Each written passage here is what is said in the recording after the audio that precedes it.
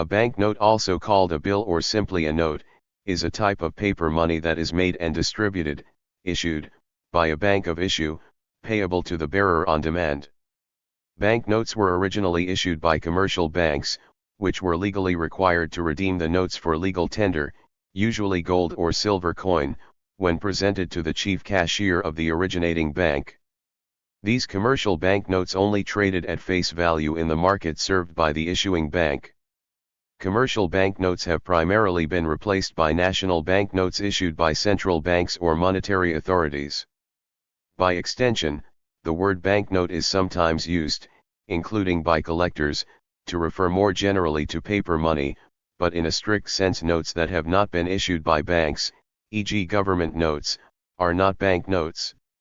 National banknotes are often, but not always, legal tender, meaning that courts of law are required to recognize them as satisfactory payment of money debts. Historically, banks sought to ensure that they could always pay customers in coins when they presented banknotes for payment. This practice of backing notes with something of substance is the basis for the history of central banks backing their currencies in gold or silver. Today, most national currencies have no backing in precious metals or commodities and have value only by fiat. With the exception of non-circulating high-value or precious metal issues, coins are used for lower-valued monetary units, while banknotes are used for higher values. Issue of banknotes. Collage for banknote design with annotations and additions to show proposed changes, figure rather higher so as to allow room for the No. Bank of Manchester, UK, 1833. On display at the British Museum in London. Today, a central bank or treasury is generally solely responsible within a state or currency union for the issue of banknotes. However, this is not always the case, and historically, private banks frequently handled all of a country's paper currency. Thus, many different banks or institutions may have issued banknotes in a given country. Commercial banks in the United States had legally issued banknotes before there was a national currency, however, these became subject to government authorization from 1863 to 1932. In the last of these series, the issuing bank would stamp its name and promise to pay, along with the signatures of its president and cashier on a pre-printed note. By this time, the notes were standardized in appearance and not too different from Federal Reserve notes. In a small number of countries, private banknote issuing continues to this day. For example, by virtue of the complex constitutional setup in the United Kingdom, certain commercial banks in two countries, Scotland and Northern Ireland, continue to print their own banknotes for domestic circulation, even though they are not fiat money or declared in law as legal tender anywhere. The UK's central bank, the Bank of England, prints notes which are legal tender in England and Wales. These notes are also usable as money, but not legal tender, in Scotland and Northern Ireland. See banknotes of the pound sterling. The Bank of Scotland was the first bank in Europe to successfully print its own paper banknotes, and entered circulation in 1696. The Bank of Scotland is currently the longest continuous issuer of banknotes in the world. In the two special administrative regions of the People's Republic of China, arrangements are similar to those in the UK. In Hong Kong, 3 commercial banks are licensed to issue Hong Kong dollar notes, and in Macau, banknotes of the Macanese Pataka are issued by 2 different commercial banks. In Luxembourg, the Banque Internationale à Luxembourg was entitled to issue its own Luxembourgish franc notes until the introduction of the euro in 1999. As well as commercial issuers, other organizations may have note-issuing powers. For example, until 2002, the Singapore dollar was issued by the Board of Commissioners of Currency, Singapore, a government agency that was later taken over by the Monetary Authority of Singapore. As with any printing, there is also a chance for banknotes to have printing errors. For U.S. banknotes, these errors can include board break errors, butterfly fold errors, cutting errors, dual denomination errors, fold over errors, and misalignment errors. Materials used for banknotes. Paper banknotes. Until recently, Most banknotes were made from cotton paper with a weight of 80 to 90 grams per square meter. The cotton is sometimes mixed with linen, abaca, or other textile fibers. Generally, the paper used is different from ordinary paper.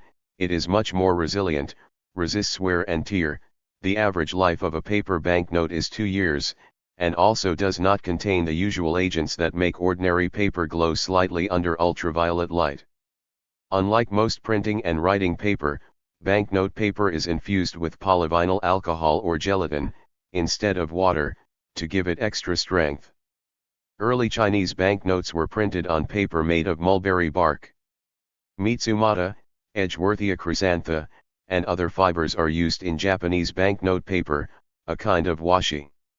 Most banknotes are made using the mold-made process, in which a watermark and thread are incorporated during the paper forming process. The thread is a simple-looking security component found in most banknotes. It is, however, often rather complex in construction, comprising fluorescent, magnetic, metallic, and microprint elements. By combining it with watermarking technology, the thread can be made to surface periodically on one side only. This is known as windowed thread and further increases the counterfeit resistance of the banknote paper. This process was invented by Portals, part of the De La Rue Group in the UK. Other related methods include watermarking to reduce the number of corner folds by strengthening this part of the note. Varnishing and coatings reduce the accumulation of dirt on the note for longer durability in circulation. Another security feature is based on windows in the paper, which are covered by holographic foils to make it very hard to copy. Such technology is applied as a portrait window for the higher denominations of the Europa series, ES2, of the Euro banknotes. Windows are also used with the hybrid substrate from Giesecke plus Devrient, which is composed of an inner layer of paper substrate with thin outer layers of plastic film for high durability. History of counterfeiting and security measures. When paper banknotes were first introduced in England, they resulted in a dramatic rise in counterfeiting. The attempts by the Bank of England and the Royal Mint to stamp out currency crime led to new policing strategies, including the increased use of entrapment. The characteristics of banknotes, their materials and production techniques, as well as their development over history, are topics that are not usually thoroughly examined by historians, even though there are now a number of works detailing how banknotes were actually constructed. This is mostly because historians tend to be more interested in a theoretical understanding of how money worked rather than how it was produced. The first great deterrent against counterfeiting was the death penalty for forgers, but this was not enough to stop the rise of counterfeiting. Over the 18th century, far fewer banknotes were circulating in England compared to the boom of banknotes in the 19th century. Because of this, improved note-making techniques were not considered a compelling issue. In the 18th century, banknotes were produced mainly by copperplate engraving and printing, and they were single-sided. Note-making technologies remained largely unchanged during the 18th century. The first banknotes were produced by intaglio printing. This involved engraving a copper plate by hand and then covering it in ink to print the banknotes. Only with this technique, at that time, could one force the paper into the lines of the engraving to make suitable banknotes. Another difficulty in counterfeiting banknotes was the paper, as the type of paper used for banknotes was rather different from the paper commercially available at that time. Despite this, some forgers successfully forged notes by dealing with and consulting paper makers, in order to make a similar kind of paper themselves. Furthermore, watermarked paper has also been used since banknotes first appeared. It involved the sewing of a thin wire frame into paper mold. Watermarks for notes were first used in 1697, by Rice Watkins, a Berkshire paper maker. Watermarks and special paper made it harder and more expensive to forge banknotes, since more complex and expensive paper-making machines were needed. In the early 19th century, the so-called bank restriction period, 1797 to 1821, the dramatically increased demand for banknotes slowly forced the banks to refine the technologies employed. In 1801, watermarks, which previously were straight lines, became wavy, an idea of William Brewer, a watermark mold maker. This made counterfeiting banknotes harder still, at least in the short term, and in 1803 the number of forged banknotes fell to just 3,000, compared to 5,000 the previous year. Banks asked skilled engravers and artists to help them make their notes more difficult to counterfeit during the same time period, which historians refer to as the search for the inimitable banknote. During this time, banknotes also began to be double-sided and have more intricate patterns.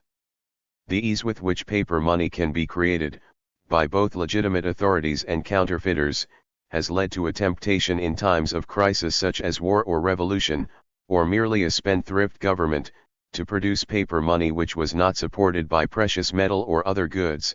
This often led to hyperinflation and a loss of faith in the value of paper money, e.g. the continental currency produced by the Continental Congress during the American Revolution, the assignats produced during the French Revolution, the paper currency produced by the Confederate States of America and the individual states of the Confederate States of America, the financing of World War I by the Central Powers. By 1922 one gold Austro-Hungarian krona of 1914 was worth 14,400 paper kronen, the devaluation of the Yugoslav dinar in the 1990s, etc.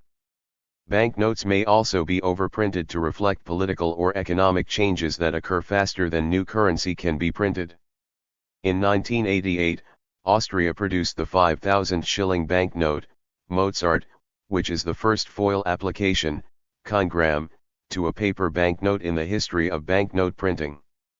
The application of optical features is now common throughout the world. Many countries' banknotes now have embedded holograms. Polymer banknotes. In 1983, Costa Rica and Haiti issued the first TVEC and the Isle of Man issued the first Bradvec polymer, or plastic, banknotes. These were printed by the American Banknote Company and developed by DuPont. These early plastic notes were plagued with issues such as ink wearing off, and they were discontinued. In 1988, after significant research and development in Australia by the Commonwealth Scientific and Industrial Research Organisation, CSIRO, and the Reserve Bank of Australia, Australia produced the first polymer banknote made from biaxially oriented polypropylene, plastic, and in 1996, Australia became the first country to have a full set of circulating polymer banknotes of all denominations, completely replacing its paper banknotes. Since then, many other countries have adopted circulating polymer banknotes, including Bangladesh, Brazil, Brunei, Canada, Chile, Guatemala, Dominican Republic, Hong Kong SAR, China, Indonesia, Israel, Malaysia, Mexico, Nepal, New Zealand, Nigeria, Papua New Guinea, Paraguay, the Philippines, Saudi Arabia, Romania, Samoa, Singapore, the Solomon Islands, Thailand, Trinidad and Tobago, the United Kingdom, Uruguay, Vietnam, and Zambia. Other countries have issued commemorative polymer notes, including China, Kuwait, the Northern Bank of Northern Ireland, the Bank of Scotland in Scotland and Taiwan. In 2005, Bulgaria issued the world's first hybrid paper polymer banknote. Polymer banknotes were developed to improve durability and prevent counterfeiting through incorporated security features, such as optically variable devices that are extremely difficult to reproduce. Over the years, a number of materials other than paper have been used to print banknotes. This includes various textiles, including silk, and materials such as leather. Silk and other fibers have been commonly used in the manufacture of various banknote papers, intended to provide both additional durability and security. Crane and Company patented banknote paper with embedded silk threads in 1844 and has supplied paper to the United States Treasury since 1879. Banknotes printed on pure silk paper include emergency money not Geld issues from a number of German towns in 1923 during a period of fiscal crisis and hyperinflation. Most notoriously, Bielefeld produced a number of silk, leather, velvet, linen, and wood issues. These issues were produced primarily for collectors, rather than for circulation. They are in demand by collectors. Banknotes printed on cloth include a number of communist revolutionary issues in China from areas such as Xinjiang, or Xinjiang, in the United Islamic Republic of East Turkestan in 1933. Emergency money was also printed in 1902 on khaki shirt fabric during the Boer War. Cotton fibers, together with 25% linen, are the material of the banknotes in the United States. Leather banknotes, or coins, were issued in a number of sieges, as well as in other times of emergency. During the Russian administration of Alaska, banknotes were printed on sealskin. A number of 19th century issues are known in Germanic and Estonia, including the places of Dorpat, Perna, Reval, Wero, and Wazek. In addition to the Bielefeld issues, other German leather notgeld from 1923 is known from Borna, Osterwieck, Paderborn, and Posneck. Other issues from 1923 were printed on wood, which was also used in Canada in 1763 to 1764 during Pontiac's Rebellion, and by the Hudson's Bay Company. In 1848, in Bohemia, wooden checkerboard pieces were used as money. Even playing cards were used for currency in France in the early 19th century, and in French Canada from 1685 until 1757, the colony of Louisiana, Dutch Guyana, and in the Isle of Man in the beginning of the 19th century, and again in Germany after World War I. Most recently, bisphenol S, BPS, has been frequently used in the production of banknotes worldwide. BPS is an endocrine disruptor that is subject to human dermal absorption through handling banknotes.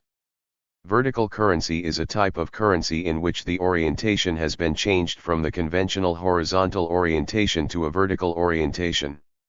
Dowling Duncan, a self-touted multidisciplinary design studio, conducted a study in which they determined people tend to handle and deal with money vertically rather than horizontally, especially when the currency is processed through ATM and other money machines. They also note how money transactions are conducted vertically, not horizontally. 23 Bermuda, Cape Verde, the Organization of Eastern Caribbean States, Switzerland, and Venezuela have adopted vertically oriented currency, though Cape Verde has now reverted to horizontal orientation. Since 1979, Sri Lanka has printed the reverse of its banknotes vertically. Between 1993 and 2013, Brazil has printed banknotes of 5,000 and 50,000 Cruzeiros Reis, and the first Brazilian Real series of banknotes has the obverse in traditional horizontal layout, while the reverse is in vertical format. The 2018 Hong Kong dollar banknote series 2 has the obverse in traditional horizontal layout, while the reverse is in vertical format. Early Chinese banknotes were also vertical, due to the direction of Chinese writing. The 2018 Canadian $10 bill featuring a portrait of Canadian civil rights pioneer Viola Desmond is presented in a vertical format.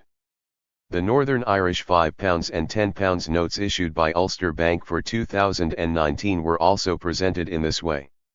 In the late 20th century, vending machines were designed to recognize banknotes of smaller values long after they were designed to recognize coins distinct from slugs. This capability has become inescapable in economies where inflation has not been followed by introduction of progressively larger coin denominations, such as the United States, where several attempts to make dollar coins popular in general circulation have largely failed. The existing infrastructure of such machines presents one of the difficulties in changing the design of these banknotes to make them less counterfeitable, that is, by adding additional features so easily discernible by people that they would immediately reject banknotes of inferior quality, for every machine in the country would have to be updated. A banknote is removed from circulation because of everyday wear and tear from its handling. Banknotes are passed through a banknote sorting machine to assess their authenticity and fitness for circulation, or may be classified unfit for circulation if they are worn, dirty, soiled, damaged, mutilated or torn. Unfit notes are returned to the central bank for secure online destruction by high-speed banknote sorting machines using a cross-cut shredder device similar to a paper shredder with security level P5, pieces smaller than 30 mm2, according to the standard DIN 66399-2. This small size decomposes a banknote into typically more than 500 tiny pieces and rules out reconstruction like a jigsaw puzzle because the shreds from many banknotes are commingled. A subsequent briquetter compresses shredded paper material into a small cylindrical or rectangular form for disposal, e.g. landfill or burning. Before the 1990s, unfit banknotes were destroyed by incineration, with a higher risk of manipulations. When a Federal Reserve Bank of the United States receives a cash deposit from a commercial bank or another financial institution, it checks the individual notes to determine whether they are fit for future circulation. About 1/3 of the notes that the Fed receives are unfit, and the Fed destroys them. US dollar banknotes last an average of more than 5 years.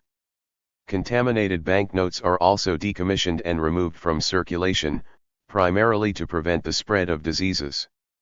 A Canadian government report indicates.